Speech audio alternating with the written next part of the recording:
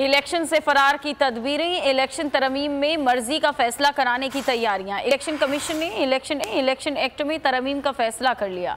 इंतखाबात की तारीख के तयन और इलेक्शन शेड्यूल से मुतालिक इलेक्शन एक्ट में अहम तरमीम लाने की तैयारी कर ली गई।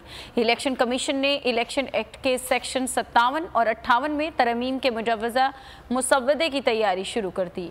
ज़राए का कहना है सुप्रीम कोर्ट के फैसले की रोशनी में इलेक्शन एक्ट में तरमीम का मुजव्वज़ा मुसव्वदा अगले चंद रोज में वजारत पार्लिमानी उमूर के हवाले किया जाएगा।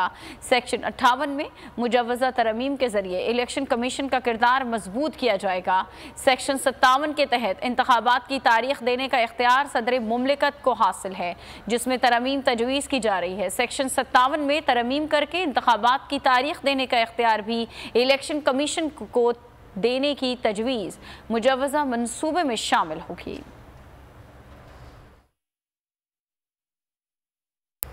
तमाम जतन बेकार हुए, जी हुजूरी